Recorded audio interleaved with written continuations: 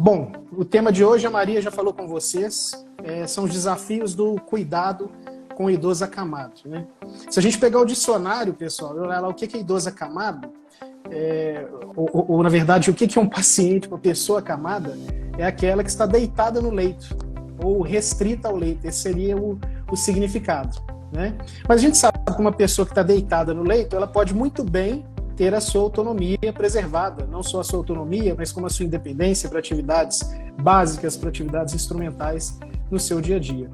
Quando a gente fala de idoso acamado, né, Águida, estamos falando daqueles idosos que perderam total ou parcialmente, de forma temporária ou não, a sua capacidade de se mover, né, de andar aí afora o tempo todo. Eles precisam do leito em algum momento dessa vida, como um suporte, como um apoio, né, pela sua própria condição, né? Pode ser uma condição de recuperação, por exemplo, um paciente que teve uma fratura recente, isso é muito comum em idosos, de quadril, teve uma fratura ali, fraturou o quadril, quebrou a cabeça do colo do fêmur, fratura extremamente comum em idosos pós-queda, e durante essa recuperação vai ficar ali 30, 60 dias restrito ao leito, né?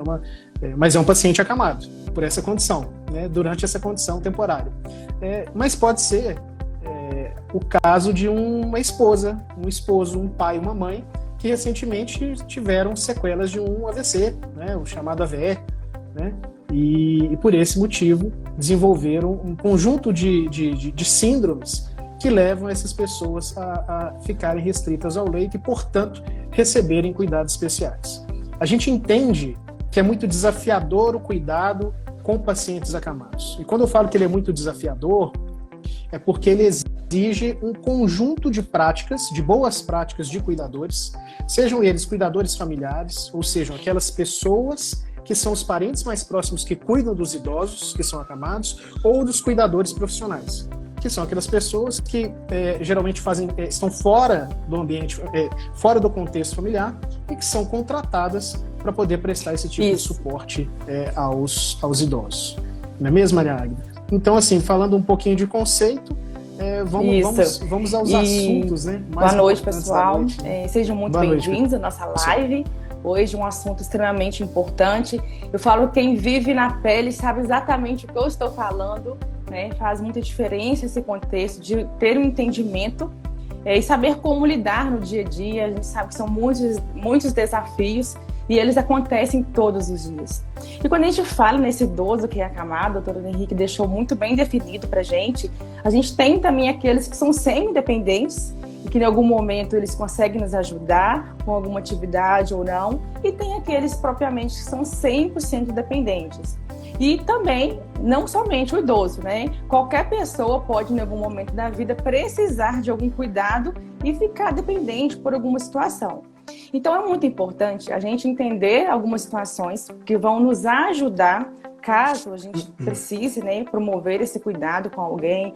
Nós que somos profissionais de saúde, nós que somos famílias, se a gente tiver uma pessoa na família ou um idoso que precisar de ficar acamado por alguma situação, tem algumas rotinas que precisam ser cumpridas. E garanto para vocês, elas precisam realmente ser cumpridas exatamente para evitar um estresse na família, evitar um cansaço físico e, acima de tudo, trazer conforto e bem-estar para essa pessoa que já está ali numa situação ali de dependência, que pode estar e não com algum sofrimento físico. Então, se nós pudermos oferecer o máximo de conforto para essa pessoa, né, a gente consegue fazer muito, muito mesmo. E eu inicio falando um pouquinho para vocês de algumas famílias, né? A maioria das vezes é idosos, né? O idoso tá bem, tá tranquilo, é um idoso que deambula, que anda, talvez parcialmente com uma debilidade parcial ou não, e de repente esse idoso se vê em uma situação diferente, em que ele precisa realmente desse cuidado mais específico. E esse é um momento que causa, às vezes, doutor Henrique, muito pânico, muito medo na família, muito medo para o próprio paciente, porque, afinal de contas, gente, depender do outro para outras necessidades que são básicas é muito difícil, né? Se a gente parar agora e pensar alguém dando banho na gente, escovando o nosso dente. É uma situação que mexe muito com a gente. Pelo próprio contexto, né, Maria? Muitas vezes a doença ela pode acontecer de forma abrupta na família, né? As neoplasias, elas são, por exemplo, são um diagnóstico de baixo astral, né? As famílias nunca recebem uma notícia de uma doença cancerosa, por exemplo, de forma animada, né? É algo que dói muito, né? E imagina a família, por exemplo, receber esse diagnóstico, que já é bastante doloroso, tanto para a família quanto para o próprio doente, especialmente para o próprio doente, e de repente por uma sequela ou por um desfecho pós-operatório dessa doença, ele se vê acamado. É uma quebra de rotina, né? É uma quebra de rotina. Vamos pegar, por exemplo, o paciente, não só esse que eu citei, no caso da neoplasia, mas, por exemplo, aquele que é um paciente ativo, que pratica suas atividades, vamos pegar atividades externas, atividades de esporte, tem um ambiente, tem um contexto social ali em que ele é bastante inserido, bastante envolvido, e de repente socorre uma quebra, né?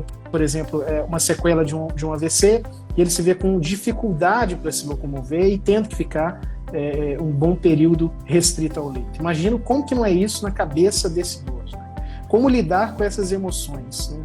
Como superar a dor desse momento, né? Os traumas, como superar os medos, né? Como superar as dúvidas que ele tem em relação à sua própria melhora e recuperação, e em relação a essa situação de estar acamado. Eu digo para vocês que muda tudo, pessoal. Muda absolutamente tudo, né? Eu falo com vocês com vamos dizer assim, dentro da minha casa, né? Eu já tive idosos muito próximos a mim que precisaram recentemente ficarem restritos ao leito. E assim, a mentalidade, a cabeça da pessoa muda, a maneira como a pessoa vê a vida muda, né? É uma coisa impressionante, né? Impressionante.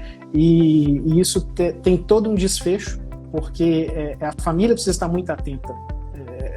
A rede de apoio ela precisa estar muito atenta para poder saber cuidar desse idoso, trabalhar o emocional dele, né, se possível, né, se for um idoso que realmente consiga ali, se comunicar socialmente, né, que responde ali a comandos verbais, que consegue uma comunicação efetiva, né, e também se ele não consegue, né, porque aí os sinais são mais difíceis de serem percebidos. E sim, sem sombra de dúvida, também é um desafio muito grande para a família, porque nem todas as famílias vão ter condição, às vezes, de contratar um enfermeiro, um técnico de enfermagem, se for um cuidado muito específico, e um cuidador.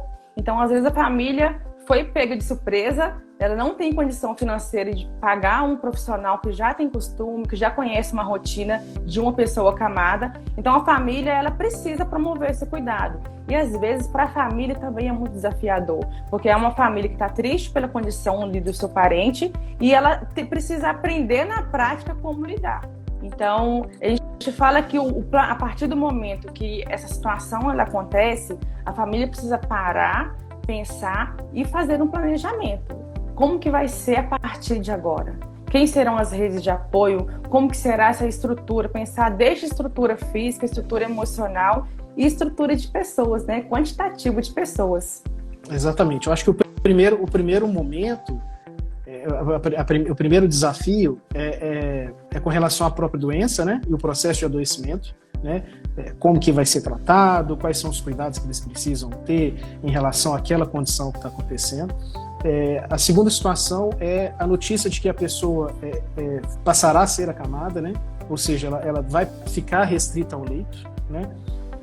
Então isso já é uma mudança de contexto, né? A sua casa, por exemplo, está adaptada? A gente vai falar sobre isso hoje, mas assim, às vezes não está. Às vezes não está. Poxa, a cama do meu familiar é uma cama que é uma cama comum, uma cama que não tem, eu não consigo levantar um encosto, eu não consigo trabalhar a altura, o colchão não é o colchão próprio, né? Existe estrutura, né? Como que nós vamos receber esse acamado? Como que vai ser essa estrutura física, né, para receber o acamado? Então, propriamente a condição de cuidados. E outra questão é quem vai cuidar? Né? Quem vai cuidar desse idoso? Né? Será que a família é uma família em que todos são ativos, né? Ou seja, trabalham fora de casa? Né? Quem vai cuidar? A família vai ter condições e recursos, eles vão levantar recursos para que se tenha um cuidador específico para esse idoso, né? Ou algum familiar vai assumir esses cuidados inicialmente, né? E aí vem aquela questão que a gente vai debater, eu tenho certeza logo mais, né, Maria? Está dentro dos nossos tópicos aí. Como que vai ser essa divisão de tarefas? Porque só quem cuida de idoso sozinho sabe exatamente como que é desafiador, sabe como que... Engraçado que os de fora, Maria, eles acham que quem cuida, por exemplo, do lar, ou seja, lava, passa, cozinha e cuida do familiar idoso, os parentes costumam dizer assim, deixa fulana cuidar, que ela tá em casa mesmo, né? Tipo assim, não faz nada, né? E isso é um absurdo, porque a pessoa do lar, ela trabalha tanto quanto uma pessoa que sai de casa trabalha fora, né? Vamos dizer assim. E aí esses irmãos, esses familiares, esses parentes, né? Eles precisam estarem muito bem conectados, né? Aliás, esse é um momento de não ter desavenças, né? Esse é um momento da união familiar. Esse é um momento de resolver as diferenças, porque quem está interessado, o maior interessado nisso é o próprio idoso. E aí a família definir aí como que vai ser estabelecido esse cuidado. Mas sempre tentando que todos, né? Vamos pegar ali um conjunto de filhos que se sentem responsabilizados pelos pais, né? E que são, de fato, responsabilizados pelos pais. Eles precisam dividir tarefas, né? Talvez um ou outro não faça o cuidado diretamente, mas precisa dar um suporte. Talvez, será que o suporte vai ser financeiro, econômico, né? Será que o suporte vai ser ajudando no transporte, nos deslocamentos, enfim. Mas essa divisão de tarefa precisa acontecer, porque o acamado, ele por si só, já cria muitas exigências para o cuidador, vamos dizer assim, principal. Tá. Pode abordando e sem a temática do jeito que você achar melhor. Mesmo tá sendo bom, essa Maria? pessoa do lar, já está em casa, para ela vai ser um desafio. Porque uma coisa é você estar acostumado com o serviço de casa, com essas coisas de casa. Uma outra coisa muito diferente é você ter que cuidar de uma pessoa que está em um leito. O banho, tem toda uma dinâmica para dar banho, tem todo um cuidado para ofertar alimentação para esse paciente, tem todo um cuidado de conforto. E garanto a vocês, esses cuidados, se eles não acontecem de forma efetiva, a gente pode ter outros problemas que a gente vai falar lá na frente, as fissuras, os problemas que podem acontecer na pele dessa pessoa que está acamada. Então, são cuidados que precisam acontecer. E se eles não acontecem, vai virando um problema em cima do outro. Né? Então, pensando nesse planejamento e pensando nessa dinâmica, né? Quem que vai cuidar? Como que vai ser a partir de agora? O que é muito importante? Você que tem um familiar que está internado, enquanto está no hospital, tem os cuidados da enfermagem, tem os cuidados de toda a equipe médica multiprofissional que vai estar oferecendo esse cuidado. A partir do momento que esse paciente ele tem alta, você precisa pensar como que vai ser essa rotina. Normalmente, os hospitais, eles fazem um pequeno preparo. Então, eles fazem orientações, como que vai ser, como que você pode trocar essa fralda, como que pode ser a alimentação. Mas quando você chega em casa e é você, a história ela muda, né? Porque você não vai ter um enfermeiro para te ajudar, não vai ter um técnico de enfermagem para te ajudar. Então você vai ter que criar uma dinâmica de mudar esse paciente de posição, de dar banho. Então realmente é desafiador. Então, se mesmo com toda a orientação do hospital para ir para casa, se você não dá conta, se você realmente tem insegurança, talvez a melhor opção nesse primeiro momento seja realmente contratar um cuidador, né? Aí depende dessa questão financeira, vai ter família que talvez não tenha condição, mas nesse primeiro momento, se realmente existe muita insegurança, a gente oriente que vocês tentem, né, ter a presença de um profissional, e à medida que vocês vão pegando segurança, vão tendo ali um cuidado mais aflorado, vocês conseguem caminhar melhor com os cuidados dessa pessoa. Então, pensando nessa rotina de cuidador, pode falar. Inclusive, só fazendo um parêntese na tua fala, Maria, vamos pegar esse contexto do familiar que sai do hospital e agora ele vai para casa já sabendo que será acamado. As famílias estão totalmente despreparadas para isso. Totalmente despreparadas. Não se sabe cuidar de idosos, né? No Brasil, infelizmente. As famílias não se prepararam para o envelhecimento dos seus pais, não se prepararam. E hoje os filhos que têm 40, 50 anos, e que têm filhos mais jovens, né? Adolescentes ou de 20 e poucos anos, também ou seja, a juventude também não está preparada para cuidar dos seus pais. A gente acha que esse nosso Brasil não vai envelhecer. Isso não é verdade, né? A gente sabe que envelhece cada vez mais. E nesse caso específico, né, das famílias precisarem ou não de um cuidador, envolve, claro, questões econômicas e, claro, o contexto da própria família. Porque, às vezes, por mais difícil que seja, a família vai ter que, como se diz, dar um jeito, ter um cuidador profissional para poder fazer auxiliá-los nesse suporte, né? E quando não possível, aí sempre, né, independente disso, acho que independente disso principalmente, acionar os serviços públicos, né? Principalmente os programas de atenção domiciliar, que aí são os PADs, né, dos postos de saúde. Os programas de atenção domiciliar, eles são fundamentais porque eles vão ajudar justamente essas famílias que não têm recursos, né? Ou seja, não só as que não têm recursos, tá, pessoal? Mas assim, claro que vai ter um impacto muito maior naqueles que não podem ter um cuidador. E para poder orientar, para poder capacitar, para poder treinar, né, esses familiares de como esses cuidados devem ser feitos. Só que aí que está o nosso calcanhar de Aquiles, né, Maria? Porque, infelizmente, né, nosso serviço público hoje no Brasil ele ainda é muito deficitário. A gente percebe que as redes mais robustas elas estão concentradas no Sul e Sudeste e a gente tem uma deficiência tremenda. Eu já morei no Norte, mais de 10 anos. Para quem sabe, já morei no Pará, já morei no Amazonas. E principalmente Centro-Oeste e Norte e no nosso Nordeste é muito deficiente, muito deficiente. Então, imagina o sufoco, né? Você está lá no sertão da Paraíba. Imagina o sufoco da família que tem um familiar idoso acamado. Não é fácil, não é fácil. Só quem é dessa região e sabe das dificuldades e como os serviços públicos de saúde são deficitários, o que eles passam, né? E aí eu volto a perguntar, as famílias estão preparadas para cuidar de seus idosos? E a resposta e as chances são que não estão preparadas, né? E esse preparo precisa acontecer, porque o paciente idoso, acamado, ele pode estar com uma condição de saúde perfeitamente compatível com a vida durante décadas, né? E eu não falo isso para desanimar, é mais ou menos um choque de realidade. Pode ser que você conviva com seu familiar idoso pelos próximos 5, 10, 15, 20, 25 anos na cama. E isso é uma realidade. E aí minha pergunta que eu faço, estamos, você, familiar, né, preparado para isso? E a maioria das vezes a gente não tem essa resposta, né?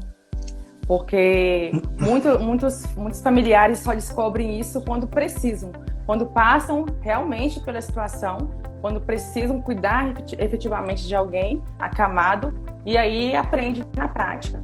Mas assim, é importante você conhecer, a partir do momento que esse paciente ele foi para casa, né, e ele vai ficar ali na condição de acamado, você como familiar precisa identificar, começar a criar uma rotina, e dentro dessa rotina, se vocês forem contratar, né, um profissional, um cuidador, pensar qual que vai ser essa escala de rotina. Porque hoje existem escalas mais variadas. Você pode contratar um cuidador para ficar 12 horas, 12h36, 6 horas, somente no período da noite, ou só no período da manhã, que talvez tenha uma demanda maior de banho, de alimentação. Isso vai ficar a critério realmente da família, conforme a necessidade que esse paciente precisa e conforme também a condição de pagamento. Tudo é conversado, tudo é negociado. Mas essa rotina em fazer uma divisão, né, vamos falar assim, uma escala para cuidadores, ela precisa acontecer. E é muito importante a gente pensar que a família que não vai conseguir contratar um profissional para estar naquele lar, a escala ela precisa acontecer do mesmo jeito, entre os familiares. Porque uma pessoa só na família, ela não pode ser a única responsável pelo cuidado direto. Por mais que outras pessoas contribuam ali de outras formas, financeiramente, mas o cuidador que fica ali com a pessoa, cuidando ali de pequenos detalhes, pequenas coisas, precisa de um revezamento.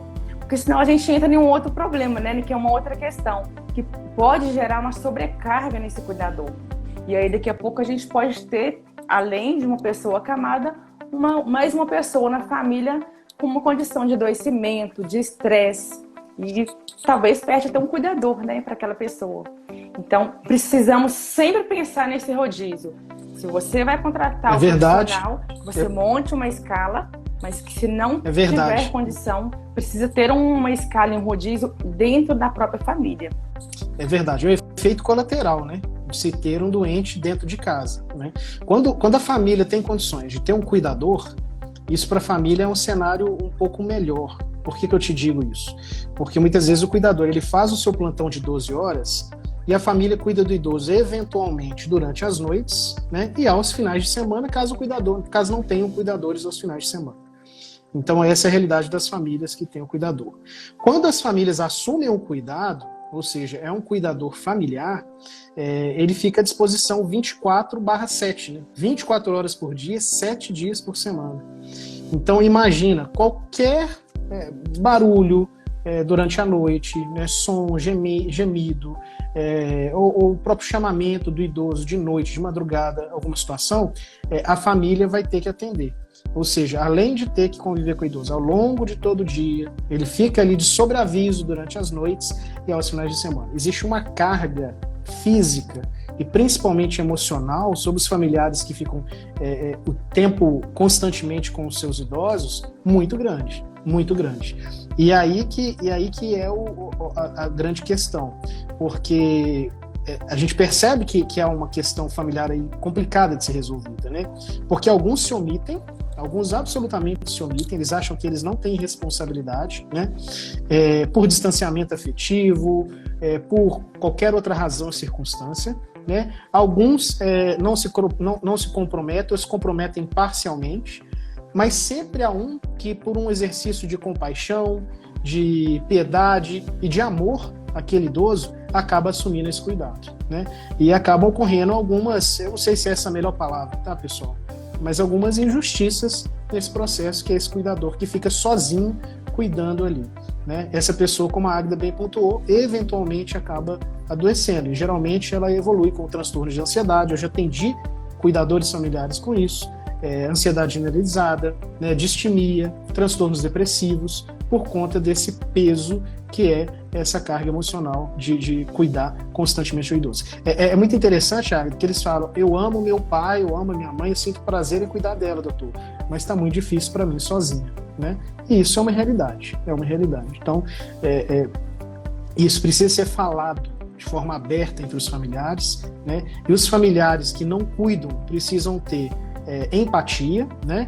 Compaixão e ajudar o familiar que cuida, porque só assim para poder, como se diz, conseguir dar ao idoso o suporte que ele precisa. Porque vai chegar uma hora que essa pessoa que cuida sozinha pode espanar, né? E aí, se ela espanar, como se diz, perdendo o psicológico, aí que o problema fica maior. Porque aí, se a família já não tinha recurso para contratar o idoso, essa pessoa que está cuidando, ela não vai cuidar, ou vai se recusar a cuidar, porque se sente sozinho e diz, realmente, como se diz, bate o pé e fala: não vou mais, sozinho eu não vou, e aí a família vai ter que tomar as providências necessárias, né? Mas eu acho que isso é resolvido com diálogo, com maturidade e com acordo entre a família, né? Sempre o cuidador principal expressando de forma aberta as suas dificuldades, falando das suas dificuldades. E o cuidador, ele precisa dessa válvula de escape. Eu também já tive a oportunidade de estar com alguns familiares, cuidadores, que tiveram familiares, né, doentes, idosos que adoeceram, precisaram de cuidados específicos, e eles ficaram sozinhos. E assim, realmente a sobrecarga mental sobre eles fica muito alta. E eles precisam, às vezes, de um momento que eles precisam realmente se desligar um pouco. Porque senão vira um ambiente estressante. O cuidado, ele passa a não ser efetivo mais. Fica um cuidado por obrigação, fica um cuidado, às vezes, com um sentimento talvez não bom. Então, isso pode, inclusive, prejudicar o próprio idoso. E tem algumas outras situações também que pode acontecer. Um vínculo que o idoso, ele cria com aquela pessoa, com aquele cuidador específico. Então, se a gente deixa somente uma pessoa, isso principalmente se a gente estiver falando de pacientes que sofrem de demência, pacientes que têm problemas neurológicos, eles se apegam muito a um tipo de cuidador ou alguém da família que cuida. Então, se não tem esse rodízio de forma constante, onde o idoso ele percebe que tem mais pessoas ali que pode ser ali o seu porto seguro, o dia que essa pessoa ela estiver no seu nível máximo de estresse e ela precisar se ausentar por algum momento, por algum motivo, o cuidado com esse idoso pode ser dificultado, porque talvez ele não vá aceitar o alimento que a outra pessoa vai oferecer, o banho que o outro familiar vai tentar oferecer, pode não aceitar, o medicamento. E nós estamos falando de coisas que são importantes. Banho, alimentação, remédio, são coisas que precisam acontecer. E eu já vi muitas situações onde familiares, pacientes com demência, que tiveram essa dificuldade em adaptar-se com outra pessoa, simplesmente pelo fato de uma única pessoa assumir a responsabilidade. E eu falo uma outra coisa com vocês, porque eu também já vivenciei, né, já presenciei situações como essa, em que a família, às vezes, vamos pegar aqui o filho, né, a filha mais comum, às vezes para e fala assim, não, eu vou cuidar. E aí assume aquele compromisso que vai cuidar. No primeiro momento não deixa ninguém cuidar, e eu não quero cuidador, não quero ninguém, eu vou sair do meu emprego, vou largar não sei o quê, vou mudar, e eu vou cuidar do meu pai, da minha mãe, do meu avô. Isso no primeiro momento, tudo bem, porque no primeiro momento é uma coisa nova também para o cuidador, é uma rotina que não existia. Só que se a gente fala de um paciente que é totalmente dependente, isso vai virar uma rotina maçante. Então, esse cuidador, ele precisa determinar o seu limite. Eu tô bem, tô tranquilo, mas eu preciso do meu descanso. No sábado, no domingo, ou no meio da semana. É importante que o cuidador ou a família não deixe de fazer as coisas que fazia antes. Uma atividade física, uma dança, ir tomar uma cervejinha, fazer as coisas que faziam antes, que te davam prazer, que eram ali sua válvula de escape ali para relaxamento, porque se deixa de fazer também essas ações, a rotina de cuidar, ela pode virar um problema também. Então o cuidador, familiar, ele precisa se limitar e ele precisa ver isso. Então ele precisa identificar até onde é seu limite, não deixar esse limite ultrapassar, exatamente para prever um problema lá na frente, antes que ele aconteça, e que esse idoso fique efetivamente sem aquela pessoa ali para oferecer o cuidado. Bom, a gente vai entrar agora falando um pouquinho da rotina específica do cuidado com a pessoa acamada. Um cuidado que a gente precisa trazer aqui, que ele precisa acontecer, né, que é o cuidado com a higiene desse paciente. Quando a gente fala de higiene, é uma coisa que é natural nossa, né? Então nós nascemos, crescemos, aprendemos a escovar dente, tomar banho, a nos limpar, a pentear o nosso cabelo. Nós aprendemos desde novos a fazer esse autocuidado. E uma pessoa, quando ela está na condição de não conseguir mais fazer esse autocuidado, é preciso que alguém faça por ela. Por mais, às vezes, constrangedor que isso seja. Mas esse cuidado, ele precisa acontecer. Então, o cuidador, ele precisa criar uma rotina. Uma rotina que é muito importante pensar é a rotina do banho. Não sei se o doutor Henrique já teve a oportunidade de trabalhar com paciente com demência em casa. Às vezes vai ser um desafio o banho. Dar banho, às vezes, um paciente com Alzheimer, por exemplo, pode ser uma luta diária. Porque um dia ele não vai querer tomar banho, no outro dia ele vai querer tomar banho, ele vai querer tomar banho mais de uma vez, né? Ele vai achar que ele tomou banho 5 vezes por dia. Né? E, assim, toda essa rotina de cuidado com a higiene do paciente, ela precisa acontecer. E nesse paciente que é acamado, a gente precisa ter alguns cuidados específicos, né?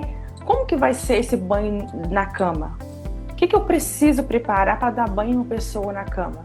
Preciso de uma bacia, de um balde, eu preciso de preparar a água para levar até o leito desse paciente. Será que eu vou precisar de ajuda? Se for um paciente, né, às vezes um pouquinho mais gordinho, talvez uma pessoa só não consiga dar banho em um paciente acamado, porque precisa tirar esse paciente, fazer uma mudança na hora do banho para fazer a higienização de forma completa. A higiene íntima, ela precisa acontecer exatamente para a gente evitar uma outra situação, que é um quadro de infecção de urina, evitar que esse paciente tenha uma possível assadura, né? Evitar que esse paciente tenha uma lesão na pele. O sabão que a gente vai utilizar é diferente, a quantidade que a gente utiliza é diferente da quantidade que a gente usa debaixo do chuveiro. Então, tudo é diferente. né? O cuidado, ele precisa acontecer, mas ele precisa acontecer de forma diferente. A gente não pode jogar um balde de água no paciente em cima da cama, né? Senão a gente vai molhar a cama toda, né? Vai ter um trabalhão. Mas a água, ela precisa chegar nesse momento ali, desse cuidado específico. Sim. Que é o banho. A questão do banho, Maria, muitas vezes vai ser necessário apoio. Quando a gente conversa com cuidadores de idosos, eles falam que, principalmente o paciente acamado, a questão do banho é uma das questões mais difíceis, porque muitas vezes o banho ele é dado no leito, ou então o paciente é posicionado num banquinho vazado, né? Precisa de alguma pessoa para escorar o idoso. Às vezes o idoso consegue ser colocado na posição sentada, mas precisa de alguém que escore, enquanto, por exemplo, se faz a higiene das costas e da região das nádegas, por exemplo, né? Então, precisa ser muito bem avaliado, porque você precisa preparar o ambiente antes, levantar os recursos que a Águida falou, né? A questão da água, a temperatura da água, as toalhas que você vai usar, onde você vai apoiar esse paciente acamado, e também se atentar para uma questão que é a higiene bucal também, né? Você vai fazer nesse momento, durante o banho, a higienização da pele, de forma geral. Da pele, aí a gente está falando o corpo todo. Vai fazer a higienização dos cabelos. Olha que difícil você lavar o cabelo de um idoso, né? Nessa condição. Você vai ter que se preocupar com a higiene bucal, né? Usa prótese dentária ou não usa? Se usa prótese, vai tirar essa prótese, vai usar uma escovinha de cerda mais dura, né? Para poder fazer a higienização dessa próstata. Vai separar uma gazinha para higienizar a gengiva, né, as bochechas, uma gazinha com água limpa, né? Às vezes com o apoio de uma espátulazinha, ou com o próprio dedo, a pessoa consegue fazer essa higiene, né? O dedo com as mãos limpas, obviamente, né?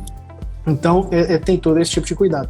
E também, Aida, você como enfermeira sabe até do tema melhor do que eu, vamos assim dizer, cuidado com as sondas e ostomias, né?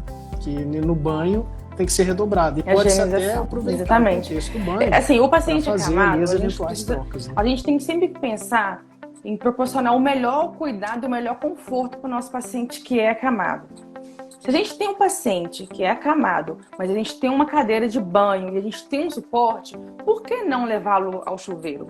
Porque a gente não pode nem comparar um banho de chuveiro com um banho no leito, que é uma higienização, né, de toda a região do corpo.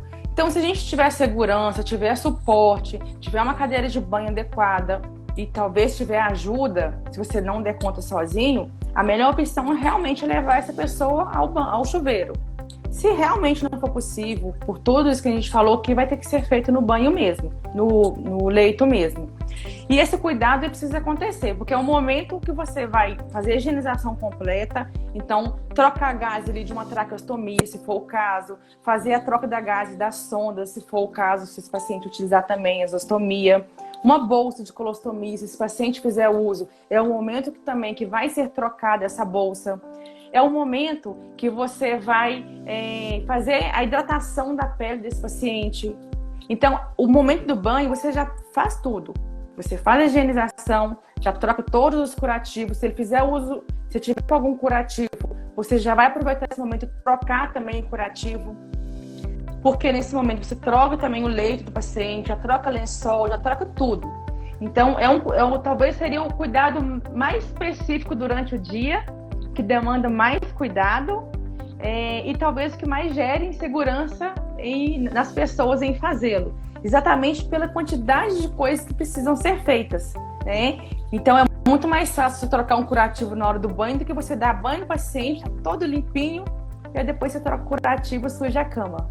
Então, assim, é pensar um pouquinho na logística para você não ter um retrabalho depois. Sim, e também estimular a autonomia do idoso, né, Aida? Eu acho que por exemplo, o idoso, vamos pegar uma situação de uma idosa que ela está acamada porque teve uma fratura de membro inferior ou está num pós-operatório, mas ela tem autonomia, por exemplo, para movimentar os membros superiores, né? Escovar seus dentes, lavar sua própria cabeça. Essa autonomia ela precisa ser estimulada, né? É bom, faz bem para o idoso, é importante para ele, né? Para que ele mantenha a sua autonomia e independência, mesmo que parcial, para suas atividades. E estimula o sistema cognitivo mantido do paciente, e apoiado. né? Sempre. Se ele dá conta de fazer, deixa ele fazer e acompanha. Porque se ele precisar de ajuda, você está ali do lado ali. E ele precisa sentir isso. Ele precisa sentir que ele dá conta de escovar os seus dentes, ele precisa sentir que ele dá conta de lavar o seu rosto, de jogar uma água no rosto. Isso faz muita diferença pro emocional do paciente. Quando você quer fazer tudo para ele, mesmo que ele tenha condição de fazer alguma coisa, mesmo com ajuda, a gente pode, inclusive, atrapalhar mais do que ajudar.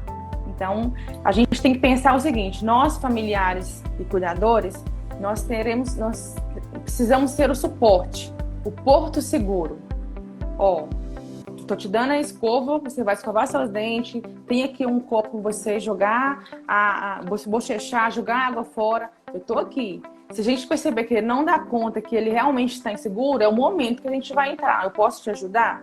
Mas se ele realmente conseguir, a gente sempre vai orientá-lo a fazer. Beleza? Um outro assunto que eu queria falar aqui, que é muito importante. Verdade. E faz muita diferença quando a gente fala de uma pessoa que é acamada, principalmente aquela pessoa que tem a mobilidade muito reduzida. Nós precisamos fazer constantemente nesses pacientes, a gente chama de mudança de decúbito, que é a mudança que a gente faz da posição do paciente. No hospital, normalmente, a gente usa uma escala. Normalmente, a gente coloca no quarto do paciente um reloginho e a cada 2 horas a gente faz essa mudança. Por que é tão importante essa mudança? Porque o nosso corpo, uma vez que a gente fica numa posição por muito tempo, né, mesmo sendo paciente magro, né, e talvez o paciente magro pode ser até um potencial para risco de lesões. Então, se a gente fica numa posição por muito tempo, a possibilidade de a gente ter uma lesão por compressão, ela é muito alta. É porque a gente fica naquela posição por um período maior, o peso do nosso corpo faz com que essa pele, essa região, ela tenha uma sobrecarga. Especialmente em regiões que a gente chama de proeminências ósseas, que são aqueles lugares, né, do corpo que tem menos quantidade de tecido muscular e tem mais proeminências. A gente está falando aqui da região sacral, né, que é um pouco acima do bumbum. A região trocantélica, que é essa região lateral, esse ossinho que a gente tem na lateral, que é da região lombar. É muito comum na região dos cotovelos. Da coxa, né? Calcanhares. Esses Calcanhares, locais, né? Por serem locais que têm mais proeminências ósseas, se a gente deixa esse paciente na posição por muito tempo, e a gente falando de um idoso principalmente, né, que tem a pele fina, que tem a pele fragilizada, a pele mais ressecada, a probabilidade de a gente conseguir gerar uma lesão por pressão nesse paciente, ela existe. Então a gente pode fazer tudo bonitinho, mas deixar o paciente na mesma posição por um período muito longo, não pode, não é recomendado. Então a gente orienta sempre que essa mudança de decúbito ela aconteça. Quando? De 2 em 2 horas. Então o paciente ele está lateral, daí 2 horas você faz a mudança, pode colocar ele sentado, pode virar ele para o outro lado. Existem alguns artifícios que a gente pode utilizar que vai ajudar também, alguns dispositivos que a gente pode colocar entre a perna do paciente, entre o braço do paciente, que são almofadas, coxins de espuma, exatamente para evitar esse atrito de osso com osso. Exatamente isso, e as úlceras elas acontecem mesmo, excesso de pressão, né, atrito, acontece também por estase sanguínea, né? Estase, pessoal, é quando o sangue fica retido durante muito tempo em determinada região, e isso propicia o surgimento de lesões. Vocês têm que ficar muito atento a isso, né? As escaras, elas são uma porta aberta, né? Uma porta aberta para que processos infecciosos aconteçam, né? E aí você pode ter celulites, né? Você pode ter infecções mais graves da pele, né? Que podem inclusive levar esse idoso a ter um quadro mais dramático. Uma questão que sempre aparece para quem vai cuidar de idoso acamado, Águida, é com relação ao tipo de melhor colchão, né? Que colchão que eu vou usar? Existe um colchão melhor? Existe um colchão pior? Na verdade, existe sim. A maioria das pessoas não tem colchões adequados. Assim, não são os colchões que a gente usa em casa, né? Algumas pessoas até me perguntam, assim, alunos mesmo perguntam, doutor Henrique, eu posso usar colchão, aqueles memory foam, né? ou seja, aqueles colchões que se adaptam ao corpo e tal. Eu falo, não, porque ele é um colchão de espuma. É um colchão de espuma normal, que se adapta ao corpo, mas ele não é ideal, né?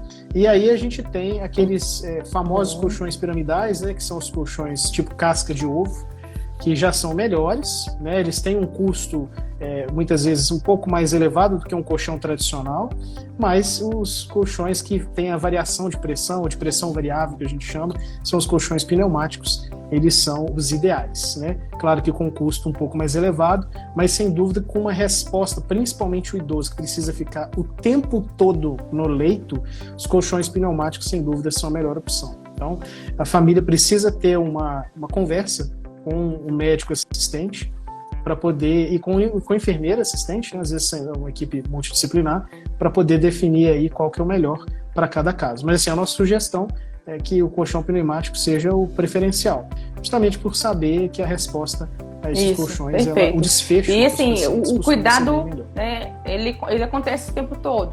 Então, além do cuidado com a higiene, cuidado com essa mudança de decúbito, cuidados básicos também que precisam acontecer. A alimentação dessa pessoa que é acamada, a gente tem que tomar um cuidado.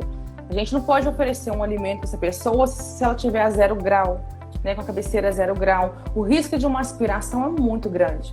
Então, o que a gente precisa fazer? Vai ofertar água, medicamento, alimento para um paciente que está acamado. A gente precisa fazer uma elevação desse leito. Se for uma cama hospitalar, é ótimo, porque ela já tem ali uma estrutura que faz essa elevação ali de forma manual ou com controle. Mas se não for possível, se não tiver essa cama, às vezes só deixar esse paciente sentado, colocar atrás almofadas, travesseiros, ou alguém, né, dando suporte, mas sempre oferecendo qualquer alimento via oral para o paciente de forma mais elevada, né, para evitar essa aspiração e ter um possível problema também respiratório com essa pessoa. Verdade, preferencialmente, né, Maria? Preferencialmente ali que a gente recomenda 30 a 45 graus.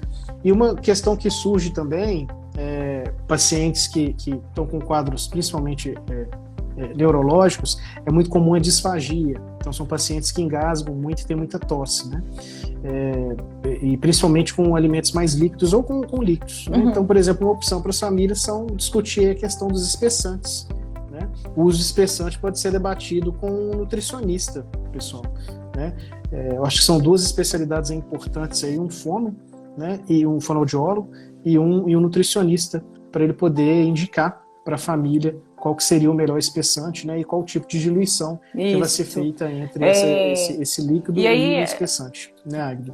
Só explicando, desculpa, gente, espessante, né, eu falo como se todo mundo soubesse, e a gente sabe que essa live é para leigos. Espessante, na verdade, é uma substância, um pozinho que a gente usa para fazer com que, vamos dizer assim, alimentos muito líquidos, ou os próprios líquidos, assumam aquela condição mais pastosinha, mais gelatinosa. Mais pastosa. E a gente consiga... mais pastosa, né, Águida? Acho que seria correto. E a gente consegue administrar com mais segurança. E é sempre muito importante na hora da alimentação a gente entender o tempo do idoso, né? Idoso demora para comer, a mastigação pode ser mais lenta, ele pode ter dificuldade ali, em sentir o paladar do alimento por questões patológicas ou não. O idoso, às vezes, ele não tem fome, então a gente tem que, às vezes, insistir, usar a criatividade. Então, a alimentação também é um desafio para essas pessoas que são idosas.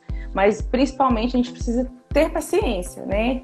Organiza tudo. Eu falo que a chave de todo cuidado para a pessoa acamada é a organização. Então, organiza tudo. Eu vou ofertar alimento. Beleza, organiza o alimento, organiza o que você vai precisar, a toalhinha que vai limpar a boca, a colher, a água que vai ser ofertado, o remédio. Deixa tudo na mesinha do lado, porque é muito mais difícil, mais complicado. Você começa a apertar o alimento, opa, esqueci o paninho ali para limpar a boca. Esqueci de pegar isso. Isso é muito ruim. Eu falo que é igual a criança, né? A criança, a gente não deixa ela na troca de fralda ali hora nenhuma sozinha. O idoso também. Então, a gente não deixou ele semi-sentado, a gente precisa garantir que ele não vai cair. Então, a gente precisa ter uma segurança para a gente estar com ele também e deixar tudo muito bem organizado. Dessa forma, a gente, eu garanto para vocês, fica muito mais fácil a gente promover o cuidado. Verdade, Maria. Maria, só para te pontuar, a gente está aqui com o nosso pessoal na Twitch, o pessoal do Telegram. Né? Agora Perfeito. a gente eu não poderia deixar de falar. Live. É uma situação que todo cuidador, todo familiar precisa saber, que é como lidar com as intercorrências, que elas podem acontecer. E a gente está falando de um engasgo, se for um paciente que usa a sonda, a retirada dessa sonda de forma involuntária, né? Se é um paciente que faz uso de uma traqueostomia, a obstrução dessa tráqueo, diversas intercorrências podem acontecer. Intercorrências respiratórias, quedas, às vezes é muito comum, ou até mesmo alguma situação específica à patologia. Então, você que é cuidador, você que é familiar e está com o paciente em casa acamado, tenha sempre ali perto e fácil acesso quem serão o seu suporte. E se acontecer alguma situação, para quem você vai ligar de imediato? Para o irmão, para o filho, para o neto, para o enfermeiro que vai dar suporte, para o médico da família, para o home care. Às vezes, esse paciente ele tem um plano de saúde. Então, intercorrência, gente, acontece. Mesmo que você faça tudo certinho, tudo bonitinho, às vezes e realmente vai acontecer. Mas o mais importante é a gente saber como lidar com elas. E a gente saber o que fazer no momento ali de emergência. Porque a nossa conduta, no momento de uma situação de emergência, ela pode ser determinante para algo muito bom ou para algo que pode não ser legal. Nas intercorrências, eu diria que uma que a gente conversa sempre com os alunos é a questão da diarreia, né? Eles reclamam muito que é muito... e quando eu digo que eles reclamam, é porque é muito trabalhoso, né? O idoso está acamado, aí tem diarreia, e às vezes acabou de dar banho, acabou de trocar a coxa, aí o idoso tem a diarreia, aí tem que tirar tudo de novo, tem que limpar o idoso todo de novo, senão vai assar, tem que passar os cremes de barreira todos de novo, aí se não está fraldado, tem que fraudar, tem que trocar a cama, aí tem muitos cuidadores, são eles que cuidam do idoso e que fazem os cuidados com a roupa do idoso. Então eles têm que lavar, imagina, colocar para lavar, colocar para secar e depois passar aquele tanto de roupa de cama.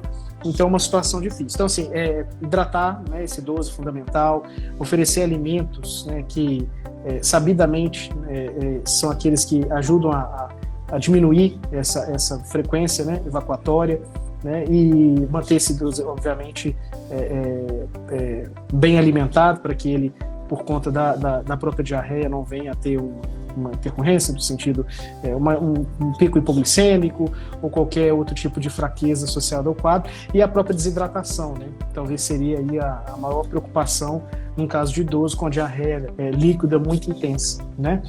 E outras que eu acho que podem surgir, a Maria falou, né? Muito comum a pneumonia aspirativa no idoso, né? Muito comum, né? Infelizmente. Outro quadro que é comum é a própria infecção urinária no paciente acamado, né? Porque o paciente acamado, ele tende, tá? Não estou falando que isso é uma condição obrigatória, mas muitos tendem a fazer menos xixi, até para questão de dificuldade de mobilidade, às vezes depende da famosa comadre, né? E para poder fazer, e aí você às vezes ocorre uma retenção urinária, isso pode criar um ambiente favorável ao crescimento de germes, e isso eventualmente cursar com uma infecção do trato urinário, né?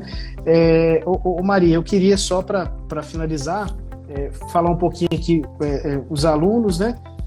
Teve uma aluna aqui que mandou para a gente, só um minutinho, a Priscila Ribeiro, ela está perguntando aqui. A Priscila Ribeiro, só um minutinho, ela está perguntando o que pode ser feito em relação aos PADs. Diz que na região dela o PAD não presta atenção suficiente. É complicado, né? É complicado, porque assim, a gente sabe que os PADs, eles às vezes não estão com equipes completas, né? no âmbito do SUS. Tem posto de saúde que não tem. Tem posto de saúde no Brasil, gente, que infelizmente tem dificuldade para ter profissional médico, né? Imagina o drama dessas famílias. E muitas vezes, olha que interessante, eu falo isso porque eu já fui médico de posto de saúde, né? Então eu posso dizer isso com tranquilidade. Eu gostaria que os colegas privilegiassem mais os pacientes domiciliares. Eles costumam colocar esses pacientes numa rotina muito, muito pequena. E que as equipes fossem mais empenhadas nesse cuidado. Eu acho que desde o ACS consegue entrar dentro da casa e sinalizar para a enfermeira a condição daquela família, né? A própria enfermeira para ser mais frequente nas suas visitas domiciliares e acionar mais os colegas médicos para que atendam a necessidade desses familiares. Mas é uma condição, Priscila, que a gente tem que vivenciar, né? Eu acho que é mais uma questão de saúde pública, cobrar dos nossos queridos governantes que se apliquem recursos no SUS para que o SUS consiga atender as famílias, né? Afinal, idoso acamado é uma realidade que tende a só aumentar. À medida que a gente for ter um número cada vez mais um número crescente de idosos no Brasil, esses idosos potencialmente têm uma probabilidade maior de adoecer e, obviamente, o número de acamados vai naturalmente aumentar. Só ler aqui alguns comentários. O pessoal está mandando aqui parabéns. O Ramon Menezes, parabéns pela live, muito legal o tema. Isadora Ribeiro, parabéns. Isadora, sabe de onde que é Isadora? De Rio Branco, Acre. Isadora Ribeiro, parabéns pela live. Sou cuidadora e fico muito feliz ter um canal que pode falar do tema. Aqui o Paulo Dias está mandando palminha, Camila mandando palminha, coraçãozinho aqui da Amanda. Pessoal, obrigado vocês, tá? Estou na outra câmera aqui. Obrigado vocês, todos. Águida, bom, eu acho que esse tema não termina aqui, ele merece uma segunda live, mas eu acho que a gente já conseguiu pincelar aí alguns assuntos importantes e eu espero que os familiares que estiveram aqui com a gente tenham aproveitado. E eu quero dizer para vocês que em breve essa live, pessoal, vai estar não só aqui no Instagram, mas também no nosso canal oficial lá no YouTube. Eu quero convidar vocês que ainda não fazem parte do nosso canal, né? A gente tem um canal aqui no Instagram, que é idosos.eldre, né? Um canal de mesmo nome também no YouTube. Também estamos em todas as redes sociais. A gente está no Facebook, a gente está no Telegram, Tumblr, a gente está no LinkedIn. A gente tem um grupo de Telegram. Quais outros, Águia? A gente TikTok, no WhatsApp. No TikTok, grupo no WhatsApp, no Telegram. É sempre nos encontrar. E a gente transmite pela Twitch. Então, sempre nos encontrar. Se você tem alguma dúvida sobre esse tema, por favor, mande para a gente. Não tem problema nenhum, mande lá no nosso canal. Inclusive, estamos com a caixinha de perguntas aberta lá, e você pode mandar qualquer dúvida para a gente. A gente também responde dúvidas de vocês em box. Nós temos as meninas que nos ajudam, são as nossas monitoras, são profissionais que estão no curso superior, e elas sempre recorrem a gente em casos de dúvidas, e a gente também responde pessoalmente, eu e a Águida também. Então, por favor, façam isso, vai ser um prazer respondê-los, tá? A Águida vai se despedir, mas eu já vou me despedindo por aqui. Um beijo no coração de todos vocês, muito obrigado pela presença, pela parceria, e um ótimo, excelente restinho de sábado. Isso aí, pessoal. Eu gostaria também de agradecer a todos vocês que estavam com a gente na nossa live hoje. Também acho que é um tema muito amplo e tem muita coisa para se falar. É um tema que eu adoro falar de coração, gosto muito. E faremos outras em outras oportunidades. Então, pessoal, muito obrigada. Nos sigam em todas as nossas redes sociais e a gente se encontra provavelmente muito em breve. Até já, pessoal. Forte abraço. Ótima noite.